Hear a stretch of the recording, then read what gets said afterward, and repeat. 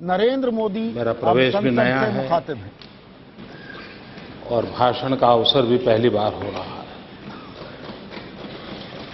इस सदन की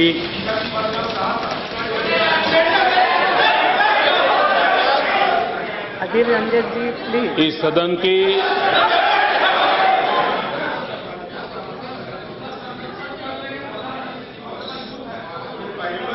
संसदीय परंपराएं बहुत ही उच्च रही हैं। इस सदन में काफी अनुभवी 3-3, 4-4 दशक से राष्ट्र के सवालों को उजागर करने वाले, सुलझाने वाले, लगातार प्रयत्न करने वाले वरिष्ठ महानुभाव भी इस सदन में विराजमान है। मुझ जैसा एक नया व्यक्ति जब कुछ कह रहा है, सदन की गरिमा और मर्यादाओं में कोई चूक हो जाए तो नया होने के नाते आप मुझे क्षमा करेंगे, ऐसा मुझे पूरा विश्वास है।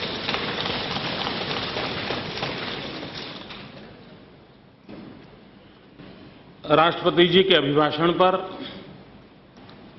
लोकसभा में 50 से अधिक आदरणीय सदस्यों ने अपने विचार रखे हैं। मैंने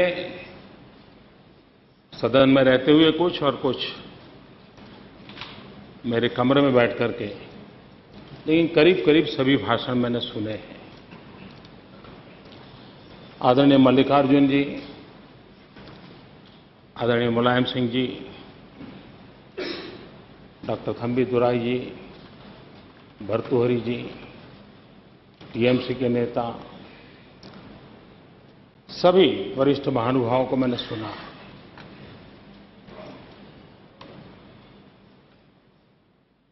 ये बात सही है कि एक स्वर ये आया है कि आपने इतनी सारी बातें बताई हैं, कैसे करोगे, कब करोगे? मैं मानता हूं एक सही विषय को स्पर्श किया है और ये मन में आना बहुत स्वाभाविक है। मैं एक अनुभव बताता हूं अपना। मैं नया नया गुजरात में मुख्यमंत्री बन के गया था और एक बार मैंने सदन में कह दिया, मैं गुजरात के गांवों में, घरों में 24 घंटे बिजली पहुंचाना चाहता हूं। तो खैर ट्रेजरी बेंच ने बहुत तालियां बजाई, सामने की तरफ सन्नाटा था, लेकिन हमारे जो विपक्ष के नेता थे, चौधरी अमर सिंह जी, कांग्रेस के वरिष्ठ नेता थे, बड़े सुलझे हुए थे। वे बाद में समय लेकर के मुझे मिलने आए। उन्होंने कहा, मोदी जी कहीं आपकी कोई चूक तो नहीं हो रही, आप नए हो, आपका अनुभव नहीं है और आप ये 24 घंटे बिजली इम्पॉसिबल है, आप कैसे दोगे? और एक मित्र भाव से उन्होंने मेरी चिंता व्यक्त की थी। मैंने उनसे कहा कि मैंने सोचा है और मुझे लगता है कि हम करेंगे। बोले संभव ही नहीं है, 2000 मेगावाट अगर डेफिसिट है और आप कैसे करोगे? उनके मन में वो विचार आना बड़ा स्वाभाविक था, लेकिन मुझे इस बात का आनंद है कि वो काम गुजरात में हो गया था। और इसलिए यहां बैठे हुए कभी वरिष्ठ महानुभावों के मन में सवाल आना बहुत स्वाभाविक है कि भाई अभी तक नहीं हुआ, अब कैसे होगा? अभी तक नहीं हुआ, इसलिए शक होना बहुत स्वाभाविक है। लेकिन मैं इस सदन को विश्वास दिलाता हूं कि राष्ट्रपति जी ने जो रास्ता प्रस्तुत किया है, उसको पूरा करने में हम कोई कोताही नहीं बरतेंगे। हमारे लिए राष्ट्रपति जी का अभिभाषण ये सिर्फ परंपरा और रिचुअल नहीं है। हमारे लिए उनके माध्यम से कही हुई हर बात एक सैंक्टिटी है, एक पवित्र बंधन है और उसे पूरा करने का हमारा प्रयास भी है और यही भावना हमारी प्रेरणा भी बन सकती है, जो हमें काम करने की प्रेरणा देती है। और इसलिए राष्ट्रपति जी के अभिभाषण को आने वाले समय के लिए हमने हमेशा एक गरिमा भी देनी चाहिए, उसको गंभीरता भी देनी चाहिए और सदन के हम सब ने मिलकर के उसको पूर्ण करने का प्रयास करना चाहिए। जब मतदान हुआ, मतदान होने तक हम सब उम्मीदवार थे, लेकिन सदन में आने के बाद हम जनता के उम्मीदों के दूत हैं। तब तो हम उम्मीदवार थे, लेकिन सदन में पहुंचने के बाद हम जनता की उम्मीदों के रखवाले हैं। किसी का दायित्व दूत के रूप में उसको परिपूर्ण करना होगा, किसी का दायित्व अगर कुछ कमी रहती है तो रखवाले बनकर के पूरी आवाज उठाना, ये भी एक उत्तम दायित्व है। हम सब मिलकर के उस दायित्व को निभाएंगे। मुझे इस बात का संतोष रहा कि अधिकतम इस सदन में जो भी विषय आए हैं, छोटी मोटी नोकझोंक तो आवश्यक भी होती है, लेकिन पूरी तरह सकारात्मक माहौल नजर आया। यहां भी जो मुद्दे उठाए गए उसके भीतर भी एक आशा थी, एक होप थी। यानी देश के 125 करोड़ नागरिकों ने जिस होप के साथ इस संसद को चुना है, उसका प्रतिध्वनि इस तरफ बैठे हुए या उस तरफ बैठे हुए सबकी बातों में मुखर हुआ है। ये मैं मानता हूं एक शुभ संकेत है भारत के भाग्य के लिए। राष्ट्रपति जी ने अपने भाषण में चुनाव, मतदाता, ये परिणाम, उसकी सराहना की। मैं भी देशवासियों को अभिनंदन करता हूं, उनका आभार व्यक्त करता हूं कि कई वर्षों के बाद देश ने स्थिर शासन के लिए, विकास के लिए, सुशासन के लिए मत देकर के 5 साल के लिए विकास की यात्रा को सुनिश्चित किया है। भारत के मतदाताओं की ये चिंता और उनका ये चिंतन और उन्होंने जो हमें जिम्मेवारी दी है, उसको हमें परिपूर्ण करना है। लेकिन एक बात मुझे हमने सोचनी होगी कि दुनिया के अंदर भारत एक बड़ा लोकतांत्रिक देश, उस रूप में तो कभी कभार हमारा उल्लेख होता है, लेकिन क्या समय की मांग नहीं है कि विश्व के सामने हम कितनी बड़ी लोकतांत्रिक शक्ति हैं, हमारी लोकतांत्रिक परंपराएं कितनी ऊंची हैं, हमारे सामान्य से सामान्य, अनपढ़ से अनपढ़ व्यक्ति की रगों में भी लोकतंत्र के प्रति की श्रद्धा कितनी अपार है। अपनी सारी आशा आकांक्षाओं को लोकतांत्रिक माध्यम से परिपूर्ण करने के लिए वो कितना जागरूक है। क्या कभी दुनिया में हमारी इस ताकत को हमने सही रूप में प्रस्तुत किया है? इस चुनाव के बाद हम सबका एक सामूहिक दायित्व बनता है कि विश्व को डंके की चोट पर हम ये समझाएं, विश्व को हम प्रभावित करें। पूरा यूरोप और अमेरिका मिलकर के जितने मतदाता हैं, उससे ज्यादा लोग हमारे चुनाव में शरीक हो। ये कितनी बड़ी ताकत है हमारी। क्या विश्व के सामने भारत के इस सामर्थ्यवान रूप को कभी हमने प्रकट किया है? मैं मानता हूं हम सबका दायित्व बनता है।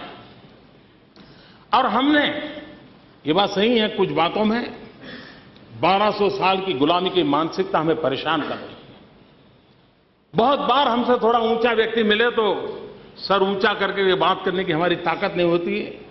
कभी कभार चमड़ी का रंग भी हमें प्रभावित कर देता है। उन सारी बातों से बाहर निकल करके भारत जैसा सामर्थ्यवान लोकतंत्र और इस चुनाव में इस प्रकार का प्रकट रूप विश्व के सामने एक ताकतवर के रूप में प्रस्तुत होने का समय आ गया है। और हमने दुनिया के सामने सर ऊंचा कर करके, आंख में आंख मिला करके, सीना तान करके भारत के 125 करोड़ नागरिकों के सामर्थ्य को प्रकट करने की ताकत रखनी चाहिए और उसको एक एजेंडा के रूप में आगे बढ़ाना चाहिए। भारत का गौरव और गरिमा इसके कारण बढ़ सकती है। भाइयों बहनों, माननीय अध्यक्ष महोदय जी, ये बात सही है कि देश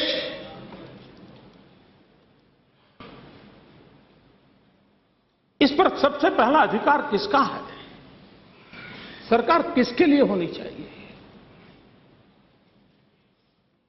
क्या सरकार सिर्फ पढ़े लिखे लोगों के लिए हो? क्या सरकार सिर्फ इन्हें गिने लोगों के लाभ के लिए हो? सरकार गरीबों के लिए होनी चाहिए। अमीर को अपने बच्चे को पढ़ाना है तो दुनिया के कोई भी स्कूल वो या तो दुनिया का कोई भी टीचर हायर कर सकता है। अमीर के घर में कोई बीमार हो गया, सैकड़ों डॉक्टर उसकी तैनात में आके खड़े हो सकते हैं। गरीब कहां जाएगा? उसके नसीब में तो वो सरकारी स्कूल है, उसके नसीब में तो वो सरकारी अस्पताल है। और इसलिए सरकार का ये सबसे बड़ा दायित्व होता है कि वे गरीबों की सुने और गरीबों के लिए जिए। अगर हम सरकार का कारोबार गरीबों के लिए नहीं चलाते हैं, गरीबों की भलाई के लिए नहीं चलाते हैं, तो ये देश की जनता हमें कतई माफ नहीं करेगी। और इसलिए माननीय अध्यक्ष महोदय जी, इस सरकार की पहली प्राथमिकता है, और हम तो पंडित दीनदयाल उपाध्याय जी के आदर्शों से पले हुए लोग हैं, जिन्होंने हमें अंत्योदय की शिक्षा दी थी। गांधी, लोहिया और दीनदयाल जी तीनों के विचार सूत्र को हम पकड़ें तो आखिरी मानवीय छोर पर बैठे हुए इंसान के कल्याण का काम इस शताब्दी के ये राजनीतिक चिंतन के तीनों महापुरुषों ने हमें एक ही रास्ता दिखाया है कि समाज के आखिरी छोर में जो बैठा हुआ इंसान है उसके कल्याण को प्राथमिकता दी जाए। हमारी वो प्रतिबद्धता है। अंत्योदय का कल्याण ये हमारी प्रतिबद्धता है। गरीब को गरीबी से बाहर लाने के लिए उसके अंदर वो ताकत लानी है ताकि वो गरीबी के खिलाफ जूझ सके। गरीबी के खिलाफ लड़ाई लड़ने का सबसे बड़ा औजार होता है शिक्षा। गरीबी से लड़ने का सबसे बड़ा साधन होता है अंधश्रद्धा से मुक्ति। अगर हम गरीबों में अंधश्रद्धा के भाव पड़े हैं, अशिक्षा की अवस्था पड़ी है, अगर उसमें से उसको बाहर लाने में सफल होते हैं तो इस देश का गरीब किसी के टुकड़ों पर पलने की इच्छा नहीं रखता है। वो अपने बलबूते पर अपनी दुनिया खड़ी करने के लिए तैयार है। उतना सम्मान और गौरव से जीना गरीब का स्वभाव है। हम उसकी इस मूलभूत ताकत को पकड़ करके अगर उसको बल देने का प्रयास करते हैं, और इसलिए सरकार की योजनाएं गरीब को गरीबी से बाहर आने की ताकत दें, गरीब से गरीबी के खिलाफ लड़ाई लड़ने की ताकत दें, और शासन की सारी व्यवस्थाएं गरीब को सशक्त बनाने के लिए काम आनी चाहिए, और सारी व्यवस्थाओं का अंतिम नतीजा उस आखिरी छोर पर बैठे हुए इंसान के लिए काम में आए, उस दिशा में होगा, तब जाकर उसका कल्याण हम कर पाएंगे। हम सदियों से कहते आए हैं, ये कृषि प्रधान देश है, ये गांवों का देश है, लेकिन ये नारे तो बहुत अच्छे लगे, सुनना भी बहुत अच्छा लगा, लेकिन क्या हम आज अपने सीने पर हाथ रख करके कह सकते हैं कि हमने हमारे गांव के जीवन को बदल पाए हैं, हमारे किसानों के जीवन को बदल पाए हैं? यहां मैं किसी सरकार की आलोचना करने के लिए खड़ा नहीं हूं। यह हमारा सामूहिक दायित्व है कि भारत के गांवों के जीवन को बदलने के लिए उसको हम अग्रिमता दें, किसानों के जीवन को बदलने के लिए उसको अग्रिमता दें। और राष्ट्रपति जी के भाषण में उस बात को करने के लिए हमने कोशिश की है। यहां एक विषय ऐसा भी आया कि कैसे करेंगे। हमने एक शब्द प्रयोग किया है, रर्बन, गांवों के विकास के लिए, जो राष्ट्रपति जी के भाषण में हमने देखा। जहां सुविधा शहर की हो, आत्मा गांव की हो। गांव की पहचान गांव की आत्मा में बनी हुई है। आज भी वो अपनापन, गांव में एक बारात आती तो पूरा गांव को लगता है हमारे गांव की बारात है। गांव में एक मेहमान आता है तो पूरे गांव को लगता है हमारे गांव का मेहमान है। ये हमारे देश की एक अनमोल विरासत है, उसको बनाना है, बचाए रखना है। लेकिन हमारे गांव के लोगों को आधुनिक सुविधा से हम वंचित रखेंगे क्या? और मैं अनुभव से कहता हूं, अगर गांव को आधुनिक सुविधाओं से सज्ज किया जाए तो गांव देश की प्रगति में ज्यादा कंट्रीब्यूशन कर रहा है। अगर गांव में भी 24 घंटे बिजली हो, अगर गांव को भी ब्रॉडबैंड कनेक्टिविटी मिले, गांव के बालक को भी उत्तम से उत्तम शिक्षा मिले। मान ले पल भर के लिए शायद हमारे पास हर गांव में अच्छे टीचर ना हो, लेकिन आज का विज्ञान हमें लॉन्ग डिस्टेंस एजुकेशन के लिए पूरी ताकत देता है। शहर में बैठ करके भी उत्तम से उत्तम शिक्षक के माध्यम से गांव के आखिरी छोर पर बैठे हुए स्कूल के बच्चे को हम पढ़ा सकते हैं। हम सैटेलाइट व्यवस्था का उपयोग, उस आधुनिक विज्ञान का उपयोग हम गरीब बच्चों की शिक्षा के लिए क्यों न करें? अगर गांव के जीवन में हमें बदलाव लाएं तो किसी को भी अपना गांव छोड़ करके जाने का मन नहीं करता है। गांव को, नौजवान को क्या चाहिए? रोजगार मिल गया तो अपने मां बाप के पास रहना चाहता है। क्या गांव के अंदर हम उद्योगों की जाल नहीं खड़ी कर सकते? एटलीस्ट हम एक बल दें एग्रो बेस्ड इंडस्ट्रीज को। अगर हम मूल्य वृद्धि करें, मूल्य वृद्धि पर हम बल दें, और आज उसकी एक ताकत है, उस ताकत को अगर हमने स्वीकार किया तो हम गांव के आर्थिक जीवन को भी, गांव की व्यवस्थाओं के जीवन को भी बदल सकते हैं, और किसान का स्वाभाविक लाभ भी उसके साथ जुड़ा हुआ है। सिक्किम में छोटा सा राज्य है, बहुत कम आबादी है, लेकिन उस छोटे से राज्य ने एक बहुत महत्वपूर्ण काम किया है। बहुत ही निकट भविष्य में सिक्किम प्रदेश हिंदुस्तान के लिए गौरव देने वाला ऑर्गेनिक स्टेट बनने जा रहा है। वहां के हर उत्पादन ऑर्गेनिक होने वाला है। आज पूरे विश्व में ऑर्गेनिक खेत उत्पादन की बहुत बड़ी मांग है। होलिस्टिक हेल्थ केयर की चिंता करने वाला एक पूरा वर्ग है दुनिया में, जो मांगो उतना दाम दे करके ऑर्गेनिक चीजें खरीदने के लिए कतार में खड़ा है।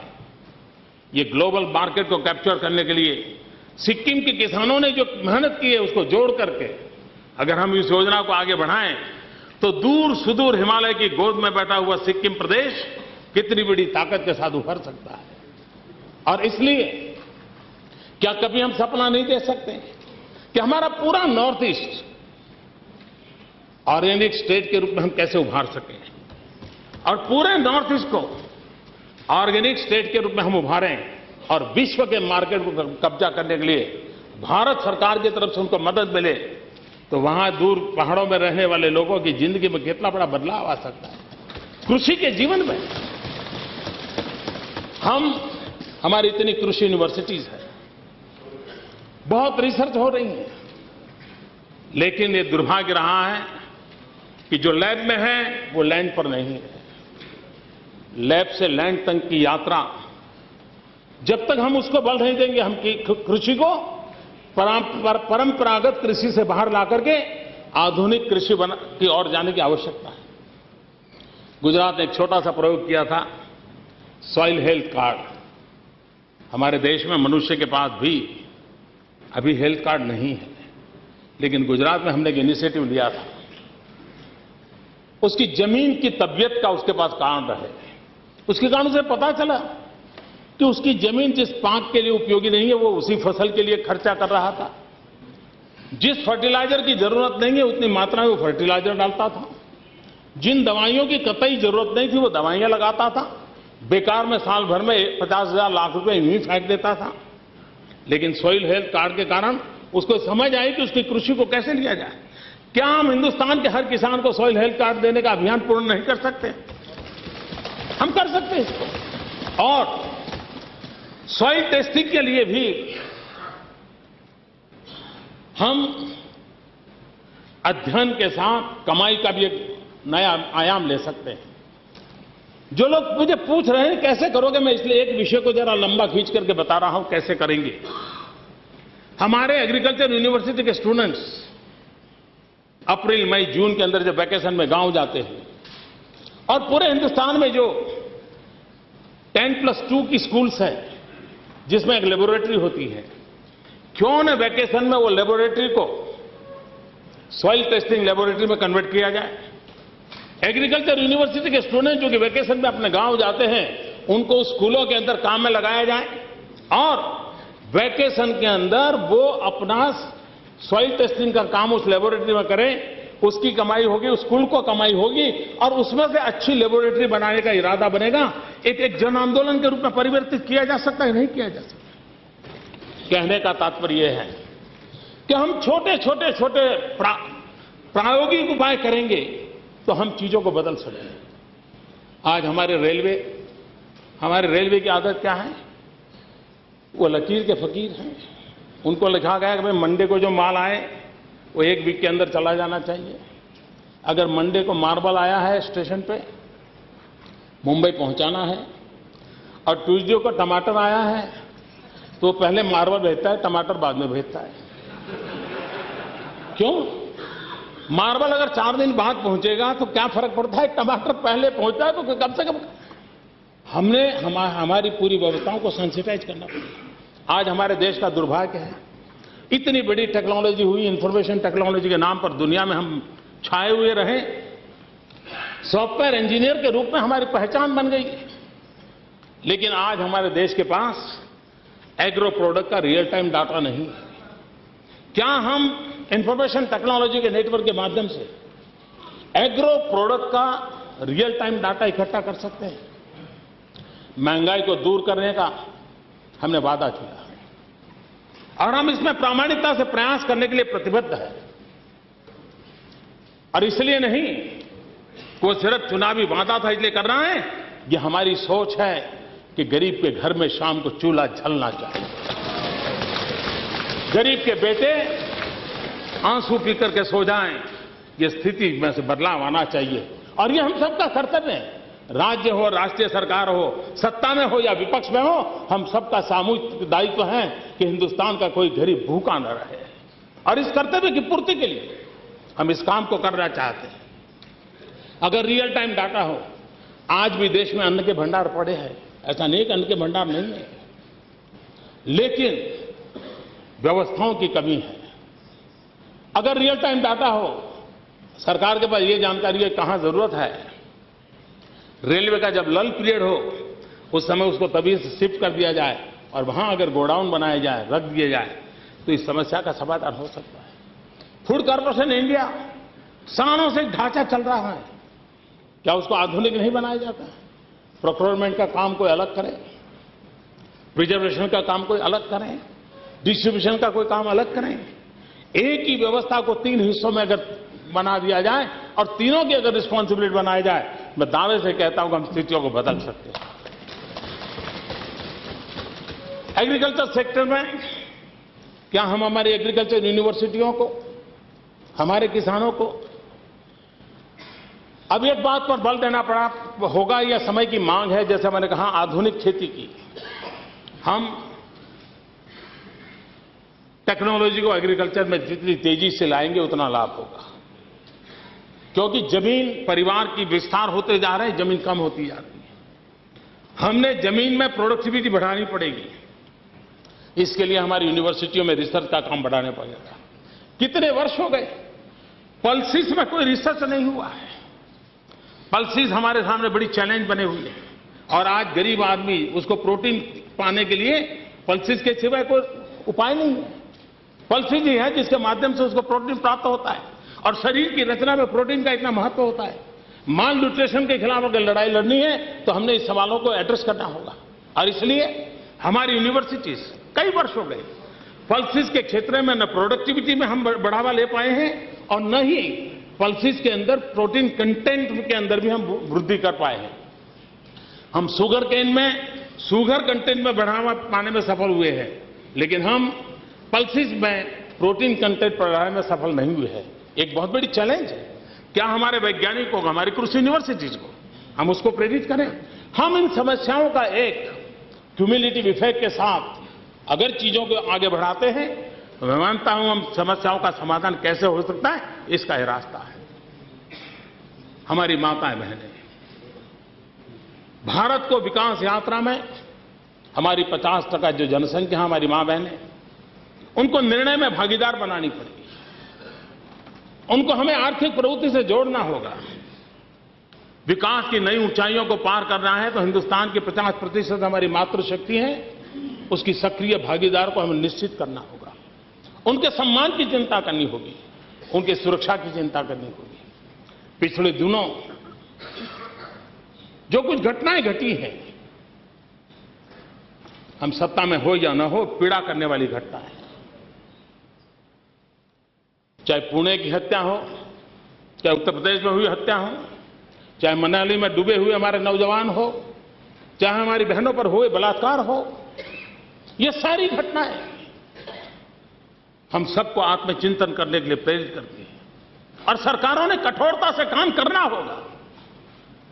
देश लंबा इंतजार नहीं करेगा, पीड़ित लोग लंबा इंतजार नहीं करेंगे, और हमारी अपनी आत्मा हमें माफ नहीं करेगी। और इसलिए मैं तो राजनेताओं से अपील करता हूं बलात्कार की घटनाओं का, और मैं देश भर के राजनेताओं को विशेष रूप से करबद्ध प्रार्थना करना चाहता हूं। बलात्कार की घटनाओं का मनोवैज्ञानिक विश्लेषण करना कम से कम हम बंद करें, हमें शोभा नहीं देता है। हम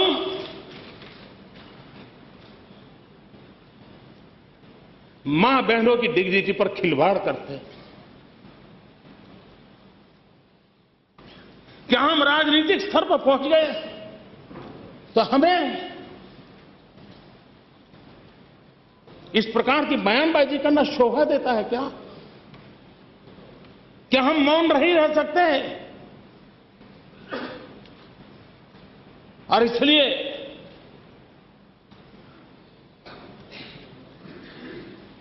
नारी का सम्मान, नारी की सुरक्षा, ये हम सबकी 125 करोड़ देशवासियों की प्राथमिकता होनी चाहिए।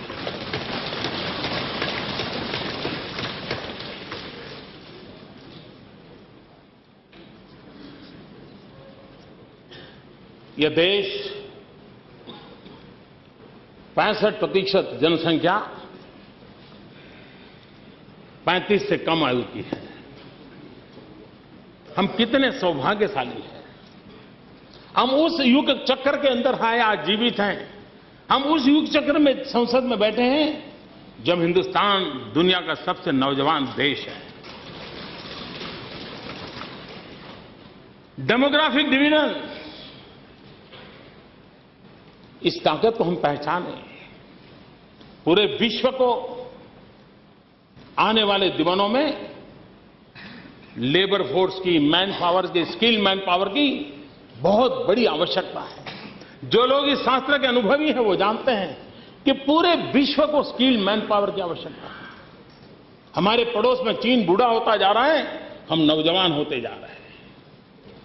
ये एक एडवांटेज है और इसलिए दुनिया के सभी देश समृद्ध के से समृद्ध देश का एक ही एजेंडा रहता है, स्किल डेवलपमेंट।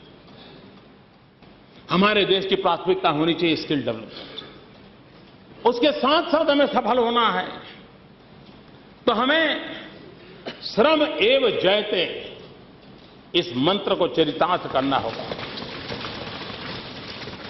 श्रमिक का सम्मान, राष्ट्र के निर्माण में श्रमिक का स्थान होता है, वो विश्वकर्मा है, उसका हम गौरव कैसे करें। भाइयों बहनों, भारत का एक परसेप्शन दुनिया में बन पड़ गया है, हमारी पहचान बन गई है स्कैम इंडिया की। हमारे देश की पहचान हमें बनानी है स्किल इंडिया की।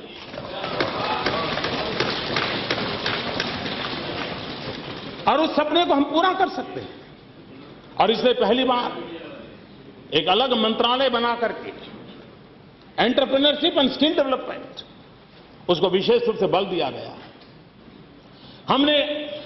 हमारे देश का एक दुर्भाग्य है, किसी को पूछा जाए कि क्या पढ़े लिखे हो तो वो कहता है ग्रेजुएट हूं, एमए हूं, डबल ग्रेजुएट, हमें अच्छा लगता है। मैंने बहुत बचपन में दादा धर्माधिकारी जी की किताब पढ़ी थी। महात्मा गांधी के विचारों से एक अच्छे चिंतक रहे, विनोबा जी के साथ रहते थे। दादा धर्माधिकारी जी ने एक अनुभव लिखा था कि कोई नौजवान उनके पास नौकरी लेने गया आया। उन्होंने पूछा कि भाई क्या करते हो, क्या पढ़े हो वगैरह। उन्होंने कहा मैं ग्रेजुएट हूं। फिर कहने लगा मुझे नौकरी चाहिए। दादा धर्माधिकारी जी ने उसे पूछा कि तुम्हें क्या आता है? बोले मैं ग्रेजुएट हूं। फिर उन्होंने पूछा हाँ भाई तुम ग्रेजुएट हो, लेकिन बताओ तुमको क्या आता है? नहीं बोले मैं ग्रेजुएट हूं। चौथी बार पूछा फिर तुम्हें बताओ क्या आता है? नहीं बोले मैं ग्रेजुएट हूं। हम इस बात से अनुभव कर सकते हैं कि जिंदगी का गुजारा करने के लिए हाथ में हुनर होना चाहिए, सिर्फ हाथ में सर्टिफिकेट होने से बात करते हैं। और इसलिए हमें स्किल डेवलपमेंट की ओर बल देना होगा। लेकिन स्किल वर्कर जो हैं उसका एक सामाजिक स्टेटस भी हमको खड़ा करना पड़ेगा। 7वीं कक्षा तक पढ़ा हुआ बच्चा गरीबी के कारण स्कूल छोड़ देता है, कहीं जाकर के स्किल डेवलपमेंट के कोर्स का सौभाग्य मिला चला जाता है, लेकिन लोग उसको महत्व नहीं देते। अच्छा 7वीं पढ़े हो, चले जाओ। हमने उसको इक्विवेलेंट व्यवस्था खड़ी करनी पड़ेगी। मैंने गुजरात में प्रयोग किया था। जो 2 साल का आईटीआई करते थे, मैंने उनको 10वीं के इक्वल बना दिया। जो 10वीं के बाद आए थे उनको 12th का इक्वल बना दिया। उनको डिप्लोमा का अगर पढ़ना है तो रास्ते खोल दिया, डिग्री में जाना है तो रास्ते खोल दिए। 7वीं पास था लेकिन डिग्री तक जा सकता है, रास्ते खोल दिए। बहुत हिम्मत के साथ नए निर्णय करने होंगे। अगर हम स्किल डेवलपमेंट को बल देना चाहते हैं तो उसकी सामाजिक प्रतिष्ठा पैदा करनी होगी। और दुनिया में, मैंने कहा दुनिया में वर्कफोर्स की आवश्यकता है।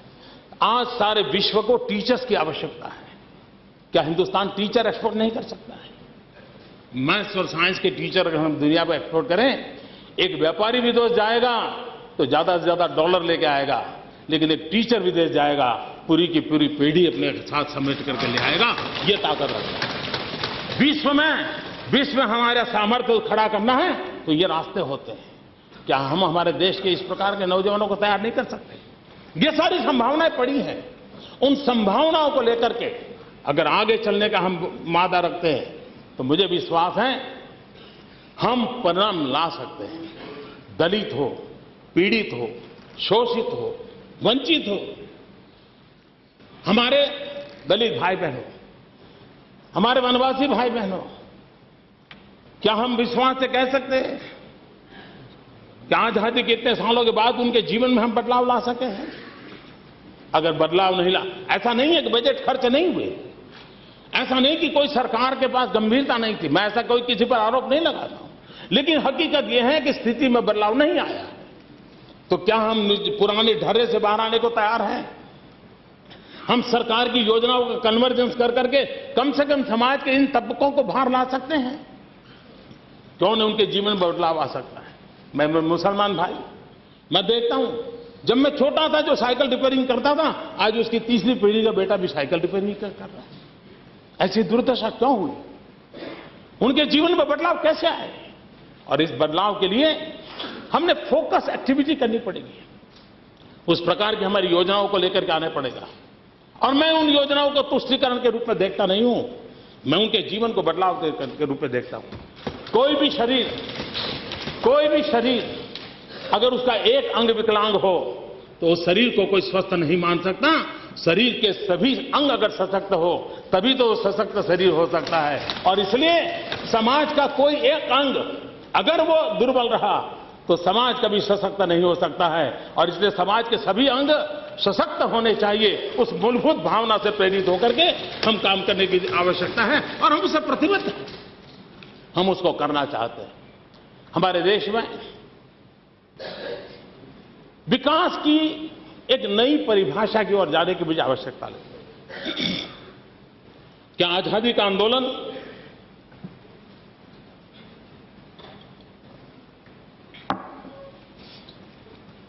देश में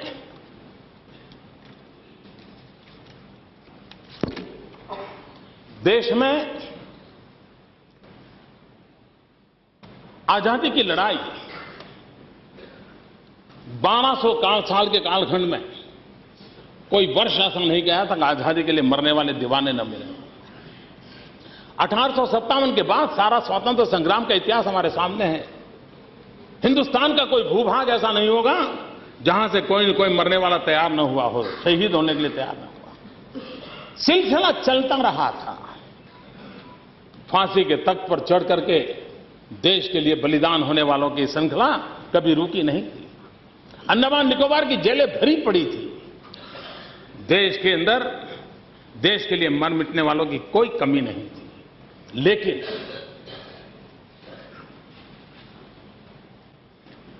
एक शहीद शहादत मोल लेता था, फिर दूसरा खड़ा होने तक इंतजार होता था, फिर कोई अपनी प्रेरणा से खड़ा हो जाता था।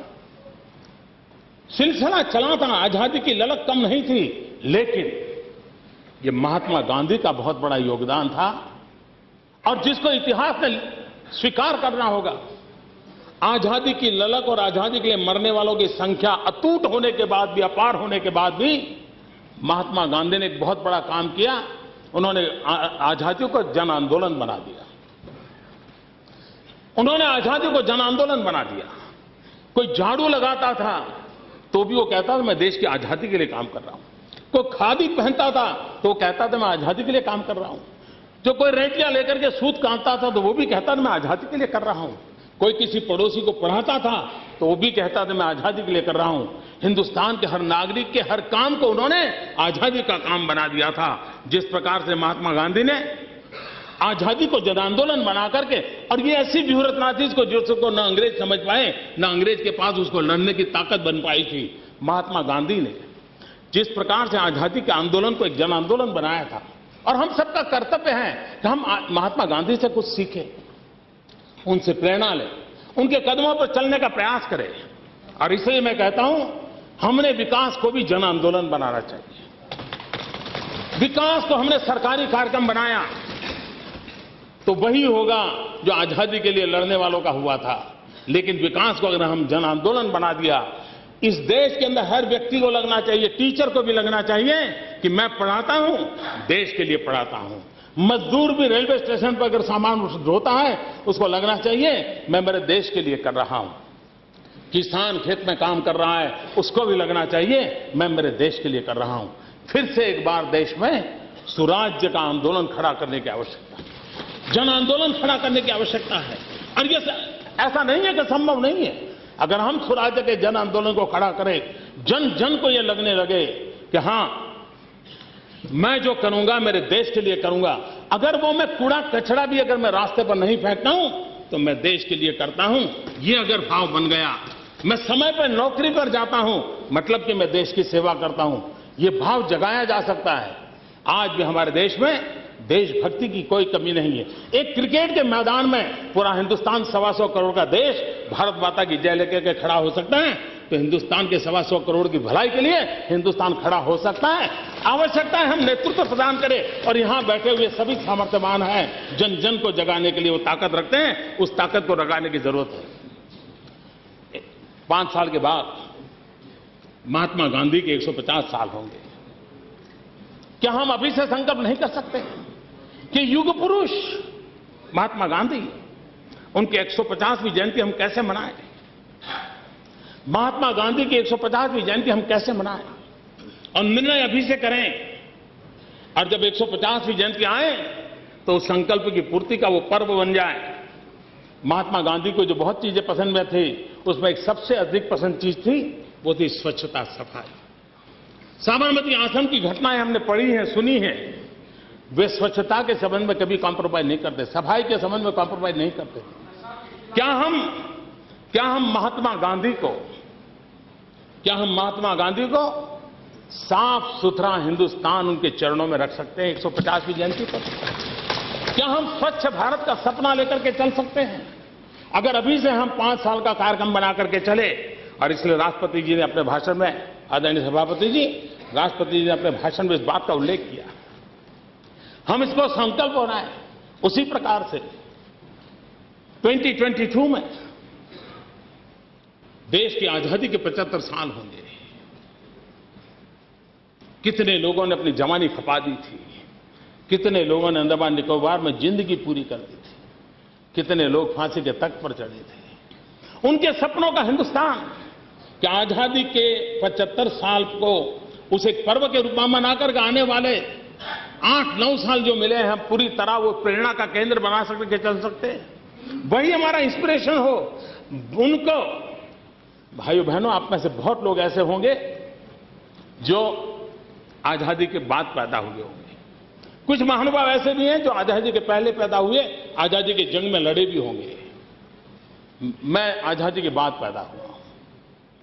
मेरे मन में विचार आता है, मुझे देश के लिए मरने का मौका नहीं मिला, लेकिन देश के लिए जीने का मौका तो मिला है।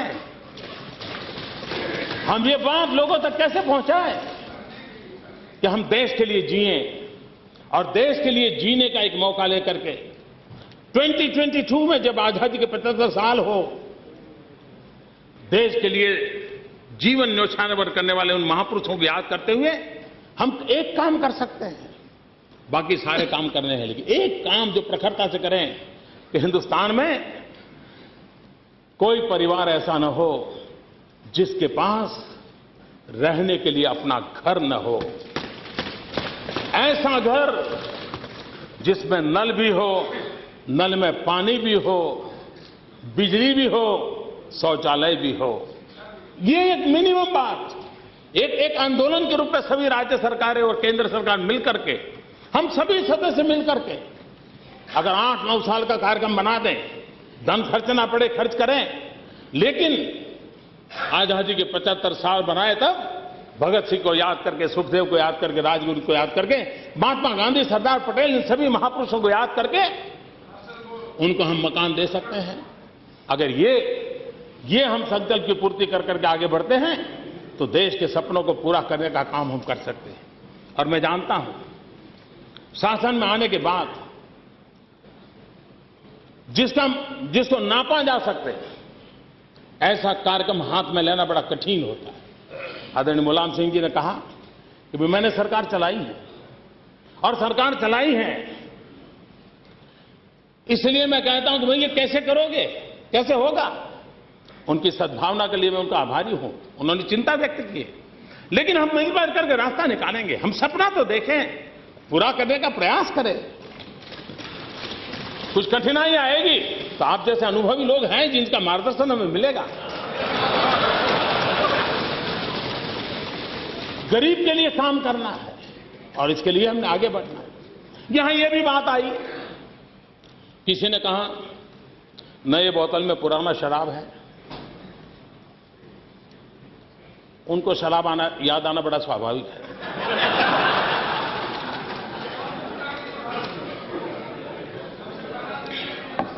लेकिन यह भी कहा कि भाई ये तो हमारी बातें हैं, आपने जरा ऊपर नीचे करके रखी है। कोई नई बात नहीं है। इसका मतलब ये कि जो हम कह रहे हैं वो आपको भी पता था। और कल से महाभारत की चर्चा हो रही है तो मैं कहना चाहता हूं, एक बार दुर्योधन को पूछा गया कि भाई ये धर्म और अधर्म, सच और झूठ तुम्हें कोई समझ है कि नहीं है? तो दुर्योधन ने जवाब दिया था, उसने कहा जानामि धर्मम न च मे प्रवृत्ति। मैं धर्म को जानता हूं लेकिन ये मेरी प्रवृत्ति नहीं है। सत्य क्या है मुझे मालूम है, अच्छा क्या है मुझे मालूम है, लेकिन वो मेरे डीएनए में नहीं है। और इसलिए आपको पहले पता था, आप जानते थे, आप सोचते थे, मुझे इससे इतराज नहीं है, लेकिन दुर्योधन को भी तो मालूम था। और इसलिए जब महाभारत की चर्चा करते हैं, हम महाभारत को लंबे अरसे से हमारे कानों पर गूंजता रहा है, सुनते आए हैं, लेकिन महाभारत काल पूरा हो चुका, न पांडव बचे हैं न कौरव बचे हैं, लेकिन जनमन में आज भी पांडव ही विजयी हो हमेशा हमेशा भाव रहा है।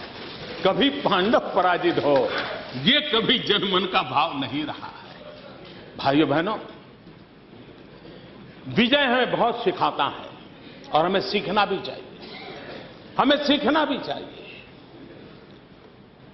अगर विजय से हम सीखते नहीं हैं, और विजय हमें सिखाता है नम्रता, और मैं इस सदन को विश्वास देता हूं, और मुझे विश्वास है यहां के जो हमारे सीनियर्स हैं, किसी भी दल के क्यों न हो, उनके आशीर्वाद से हम उस ताकत को प्राप्त करेंगे जो हमें अहंकार से बचाए, जो हमें हर पल नम्रता सिखाए। यहां पर कितनी संख्या क्यों न हो, लेकिन मुझे आपके बिना आगे नहीं बढ़ना है। हमें संख्या के बल पर नहीं चलना है, हमें सामूहिकता के बल पर चलना है। और इसलिए उस सामूहिकता के भाव को लेकर के हम आगे बढ़ना चाहते हैं। इन दिनों मॉडल की चर्चा होती है, गुजरात मॉडल, गुजरात मॉडल। मेरे भाषण सुने होंगे, उनको मैं बताता हूं। गुजरात का मॉडल, गुजरात में भी एक जिले का मॉडल दूसरे जिले में नहीं चलता है। ये देश विविधताओं से भरा हुआ है। अगर मेरा कच्छ का रेगिस्तान है और वहां का मॉडल मैं वलसाड़ के हरे भरे जिले में लगाऊंगा तो नहीं चलेगा। इतनी समझ से इसी के तो कारण गुजरात आगे बढ़ा है। यही उसका मॉडल है कि जिसमें ये समझ है। गुजरात का दूसरा मॉडल ये है, गुजरात का दूसरा मॉडल ये है, गुजरात का दूसरा मॉडल ये है कि हिंदुस्तान के किसी भी कोने में अच्छा हो, उस अच्छे से हम सीखे हैं, उस अच्छे को स्वीकार करते हैं। आने वाले दिनों में भी हम उस मॉडल को लेकर के आगे बढ़ना चाहते हैं। हिंदुस्तान के किसी भी कोने में अच्छा हुआ हो, वो जो अच्छा है वो हम सबका है, उसको और जगह पे लागू करने का प्रयास करना चाहिए। आज हमारे कल तमिलनाडु की तरफ से बोला गया था कि गुजरात से तमिलनाडु का मॉडल अच्छा है। मैं इस बात का स्वागत करता हूं, इस बात का स्वागत करता हूं।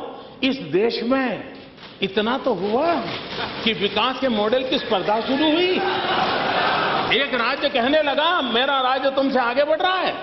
मैं मानता हूं गुजरात का ये मॉडल का सबसे बड़ा कंट्रीब्यूशन है। ये सबसे बड़ा कंट्रीब्यूशन कि आज हम पहले ये स्पर्धा नहीं करते थे। हम चाहते हैं कि आने वाले दिनों में राज्यों के बीच विकास की स्पर्धा हो, राज्य और केंद्र के बीच विकास की स्पर्धा हो। हर कहे भाई गुजरात पीछे रह गया, हम आगे निकल गए, ये सुनने के लिए मेरे आंख तरस रहे, मेरे कान तरस रहे।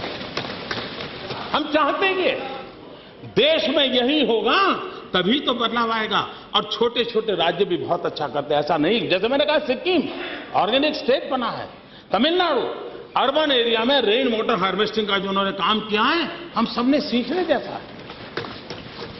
छत्तीसगढ़ माओवाद के जुल्म के बीच जीने वाला राज्य, छत्तीसगढ़ ने पीडीएस सिस्टम का एक नया नमूना दिया है और गरीब से गरीब व्यक्ति को पेट भरने के लिए उसने नई योजना दी। हमारी बहन ममता जी 35 साल की बुराइयों में से आज पश्चिम बंगाल को बाहर लाने के लिए कितनी मेहनत कर रही है। हम इन बातों का आदर करते हैं और इसलिए हर राज्य में, केरल से भी, मैं आपको जानकर के खुशी होगी, मैंने केरल से एक अफसर को बुलाया था, बहुत ही जूनियर अफसर थे और लेफ्टिस्ट सरकार चल रही थी, उनकी आयु बहुत छोटी थी। मेरे यहां मैंने चिंतन शिविर किया और मैं स्टूडेंट के रूप में बैठा था, मेरा पूरा मंत्रिपरिषद, और मैंने उनसे कुडुम्बश्री योजना का अध्ययन किया था। 2 घंटे आकर के उन्होंने मुझे पढ़ाया था। मैंने नागालैंड के चीफ सेक्रेटरी को बुलाया था कि आइए मुझे पढ़ाइए, नागालैंड में ट्राइबल के लिए एक बहुत अच्छी योजना बनी थी। यही तो हमारे देश का मॉडल होना चाहिए। हिंदुस्तान के किसी भी कोने में किसी भी विचारधारा की सरकार क्यों ना हो, उसकी अच्छाइयों का हम आदर करें, उस अच्छाइयों का स्वीकार करें। यही मॉडल देश को काम आए। हम ये बड़े भाई का व्यवहार, तुम कौन होते, तुम ले जाना 2-4 टुकड़े, नहीं, हम मिलकर के देश को आगे बढ़ाएंगे। इसलिए हमने कोऑपरेटिव फेडरलिज्म की बात की है, सहकारिता का संगठित, उसको लेकर के चलने की हमने बात कही है। और इसलिए एक ऐसे रूप को आगे बढ़ाने का हम लोगों का प्रयास है और उसको प्रयास को लेकर के चलेंगे। मुझे विश्वास है। और माननीय अध्यक्ष महोदय जी, ये जो प्रस्ताव रखा है, आज मैं आभारी हूं सभी वरिष्ठ नेताओं। कुल मिला के मैं कह सकता हूं एक सार्थक चर्चा रही है और समर्थन में चर्चा रही है और आलोचना भी हुई है तो अपेक्षा के संदर्भ में हुई है। मैं इसको बहुत हेल्दी मानता हूं, मैं इसका स्वागत करता हूं। और आज जो हमें किसी भी बेंच पर से, किसी भी दल की तरफ से जो अच्छे सुझाव मिले हैं, वो मैं उसे अपनी आलोचना नहीं मानता हूं, मैं उसको मार्गदर्शक मानता हूं। उसका भी हम उपयोग करेंगे, अच्छाई के लिए उपयोग करेंगे। और लोकतंत्र में आलोचना अच्छाई के लिए होती है और होनी भी चाहिए। सिर्फ आरोप बुरे होते हैं, आलोचना कभी बुरी नहीं होती है। आलोचना तो ताकत देती है। लोकशाही का, अगर लोकतंत्र का सबसे बड़ा ताकतवर अगर कोई जड़ी बूटी है तो आलोचना है। हम उस आलोचना के लिए सदा सर्वदा के लिए तैयार हैं। और मैं चाहूंगा हर नीतियों का अध्ययन करके गहरी आलोचना होनी चाहिए, ताकि तब करके सोना निकले प्रखर होकर के, जो आने वाले दिनों में देश के लिए काम आए। उस भाव से हम चलना चाहते हैं। आज नए सदन में मुझे अपनी बात बताने का अवसर मिला। आदरणीय सभापति जी, कहीं कोई शब्द में इधर उधर हो गया हो, नियमों के बंधनों के मैं बाहर चला गया हूं, तो ये सदन मुझे जरूर क्षमा करेंगे। लेकिन मुझे विश्वास है सदन के पूरे सहयोग से, जैसा मैंने पहले कहा था, मतदान के पहले हम उम्मीदवार थे, मतदान के बाद हम उम्मीदों के रखवाले हैं, हम उम्मीदों के दूत हैं। 125 करोड़ देशवासियों की उम्मीदों को पूरा करने का हम प्रयास करें।